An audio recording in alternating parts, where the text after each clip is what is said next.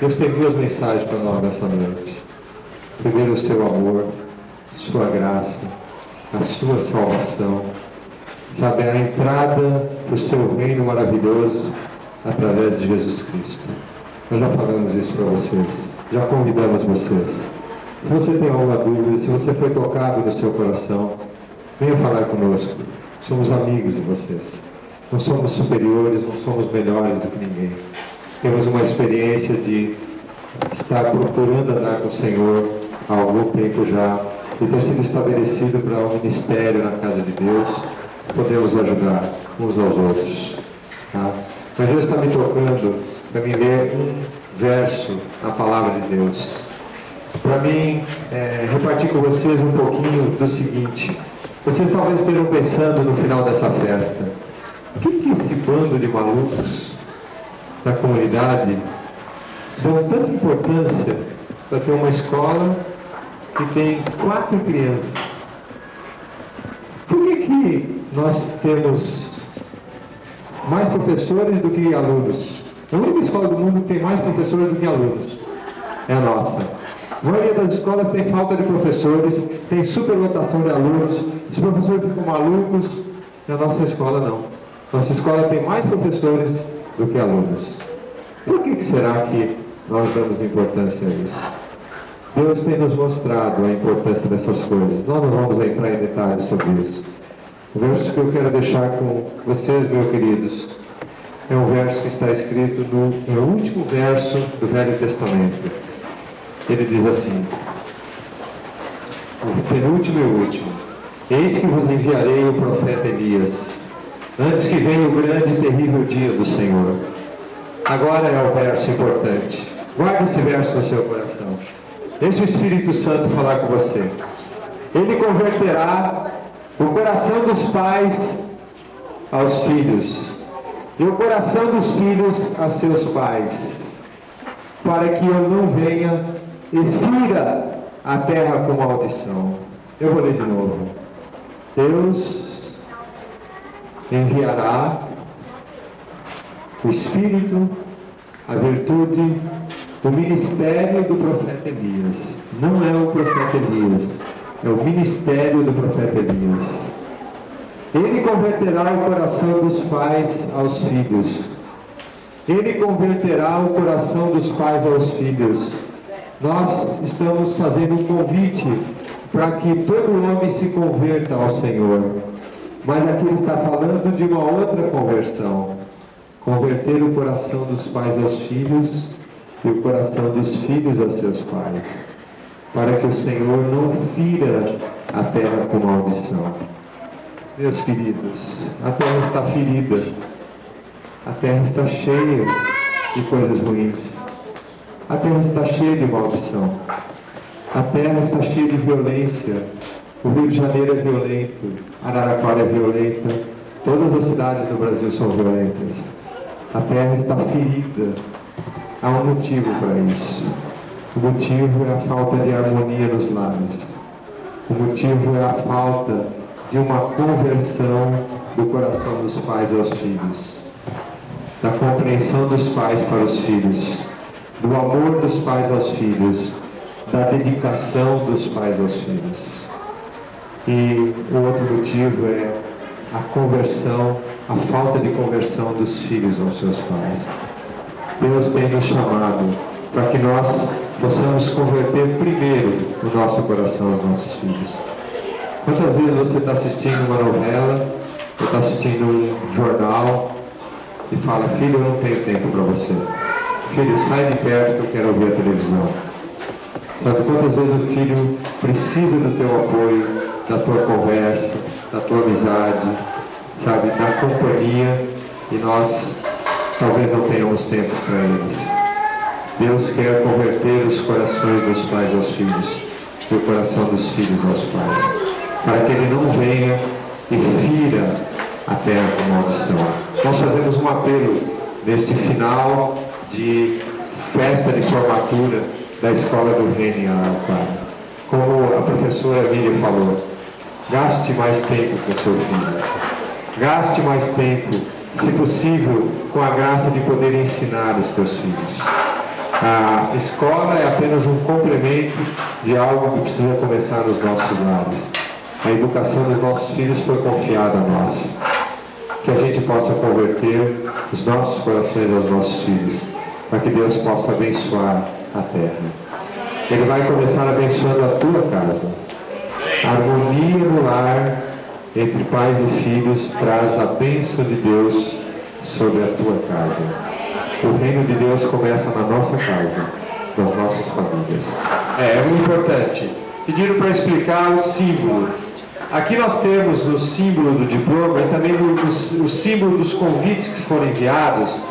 Um leão ao lado de um cordeiro.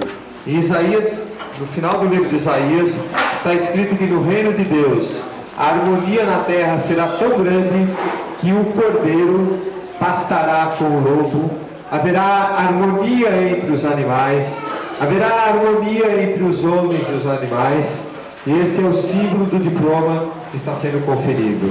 O diploma a respeito do reino de Deus, o qual nós esperamos, estamos trabalhando com o Senhor por esse reino. Amém? É o Elion, é o nome em hebraico que significa Deus Altíssimo. Um dos atributos de Deus. Deus, na língua original hebraica, tem vários nomes. Cada nome significa um atributo de Deus. Por exemplo, você já deve ter ouvido falar, por exemplo, de Jeová. Jeová é um dos nomes de Deus. Existem outros nomes. El Shaddai, Elohim, Eloá, El Elion. O nome mais supremo de Deus, o Deus Altíssimo, é El Elion. É o Jesus Cristo, é o Filho de El Elion, o Deus Altíssimo, o Deus da graça, o Deus do amor, o Deus que amou nós tanto, mas tanto, que nos ama tão profundamente, que Ele mandou, enviou, entregou o seu Filho amado, em quem Ele tinha todo o prazer, Jesus Cristo, para vir com uma missão específica sobre a terra, a missão de nos resgatar, a missão de nos salvar, a missão de nos redimir, de nos tirar de sobre os nossos ombros a condenação da morte eterna. Através da morte de Jesus Cristo na cruz e da sua ressurreição, pela fé, nós temos a salvação. Ou seja, ainda que a morte venha sobre os homens, não perecerão eternamente aqueles que selaram o pacto de salvação por Jesus. É muito importante, eu gostaria de deixar isso também para nós nessa noite. Jesus Cristo é o Salvador do mundo, e isso não é novidade para ninguém aqui. Mas Ele só é meu Salvador quando eu assino um contrato com Ele. Quando eu chego em Jesus e falo, Jesus, tudo aquilo que Tu fez, eu me aproprio para mim. Eu assino esse contrato, entregando a minha vida para Ti. Creio que Tu és o Filho de Deus, que morreu na cruz e ressuscitou ao terceiro dia. Entrego a minha vida a Ti, e agora já não sou mais de mim mesmo, mas pertenço a Ti, Senhor. Através desse pacto, que é necessário que duas coisas aconteçam. Que você creia com o coração e você segue este pacto com a boca, passando através das águas do batismo pela confirmação desse pacto que você firma com o Senhor.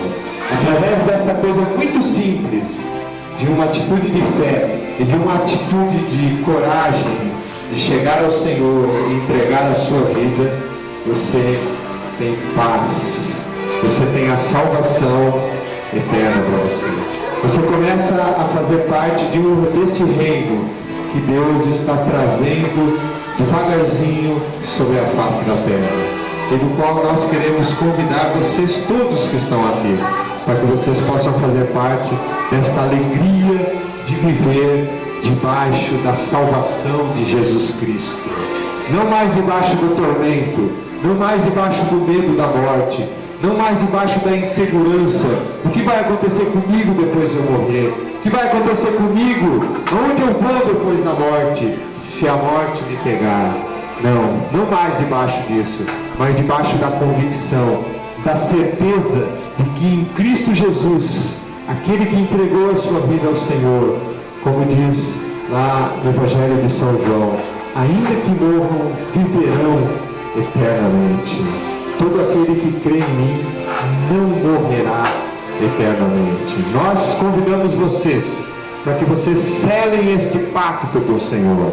Este pacto é muito parecido com uma situação que nós poderíamos ilustrar, que é a seguinte: nós poderíamos colocar uma mesa aqui sobre esse local e colocar muitos alimentos para nós. E nós nos reunimos aqui e ficarmos dia após dia reunidos e não sairmos mais daqui. E, logicamente, se nós ficarmos reunidos, nós vamos precisar nos alimentar, senão nós morremos de fome. E aqui estão os alimentos. Aqui estão todas as necessidades que nós temos para a nossa sobrevivência.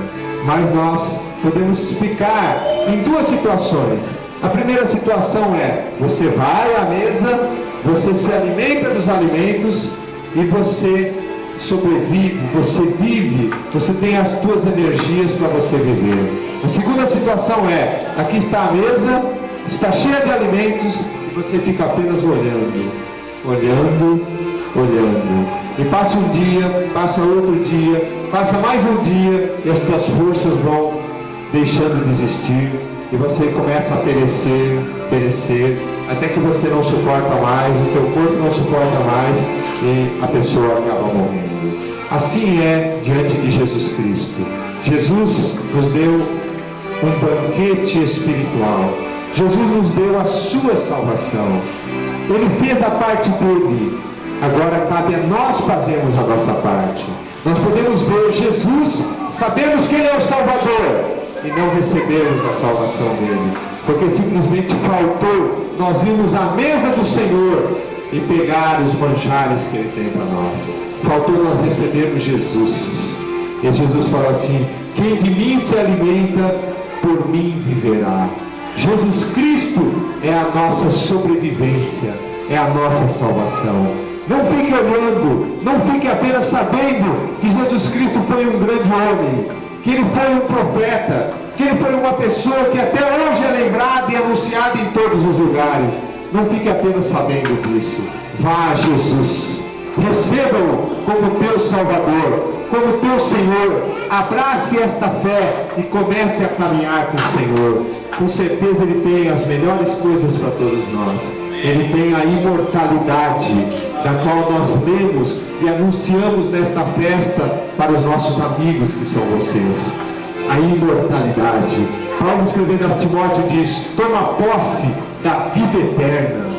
Toma posse da vida eterna. A vida eterna é algo que nós temos que tomar posse. Ela nos foi dada, mas ela não vem a nós, a não ser até o limite em que nós damos um passo para nos apropriarmos dessa vida eterna. Nós convidamos todos vocês a tomar posse dessa vida eterna, a selar este pacto com Jesus Cristo e ser feliz. Você tem todo o direito de ser feliz, e esse é o desejo do coração do Pai. Nós não estamos lhes convidando para participar de uma religião. Religião não salva ninguém. Jesus Cristo salva o homem. A salvação em Cristo Jesus é o que nós anunciamos. O reino de Deus em Cristo Jesus é o que nós anunciamos. Amém? Vamos dar sequência então. E a gente não pode deixar de ficar sensibilizado e até mesmo comovido com a peça que as crianças apresentaram agora e até com o começo do desenrolar da festa de formatura, porque ela está nos trazendo uma mensagem para nós. Está nos trazendo uma mensagem de um novo tempo para nós. Um tempo que está sendo aguardado com ansiedade pela criação. A palavra de Deus fala ali em Romanos 8,19: a ardente expectativa da criação aguarda a manifestação dos filhos de Deus. Essa pecinha que as crianças apresentaram agora em que uma criança conversou com uma árvore, depois conversou com um peixinho. Parece uma brincadeira, mas na verdade a Bíblia fala que a criação de Deus, e aí está incluído nós, as criações mais altas de Deus, os animais, as árvores, a criação de Deus está gemendo. A Bíblia fala em Romanos 8 que ela está gemendo, está sofrendo, esperando com uma expectativa muito grande pela manifestação dos filhos de Deus. Amém. Pela libertação que os filhos de Deus vão trazer para a criação. Os filhos de Deus vão trazer a libertação de toda a futilidade, vão trazer a criação, a libertação de toda a tristeza, de todo engano, de toda coisa que tem aparência, mas não é. A palavra de Deus fala, eu gostaria de citar enquanto nós estamos preparando as crianças para uma nova apresentação. Ela diz o seguinte: vi novo céu e nova terra, pois o primeiro céu e a primeira terra passaram, e o mar já não existe. Vi também a cidade santa, a nova Jerusalém, que descia do céu da parte de Deus, ataviada como noiva, adornada para o seu esposo.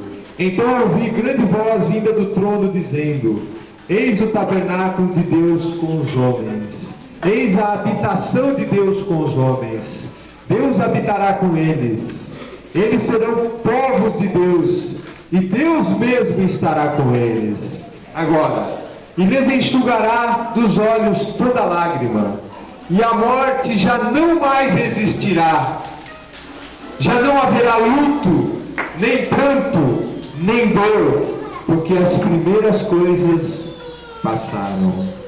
Guarde esta palavrinha entre muitas mensagens que nós vamos ouvir aqui nessa noite. A Bíblia fala que vai chegar um tempo, e o tempo é o tempo de agora. Estamos muito próximos desse tempo, em que Deus enxugará dos nossos olhos toda lágrima. Deus não vai mais existir a morte. Não haverá luto, nem pranto, porque as primeiras coisas já passaram. É nessa espera, nessa expectativa que nós vivemos, aguardando a manifestação dos filhos de Deus, aguardando as grandes coisas que Deus tem preparado para aqueles que os amam.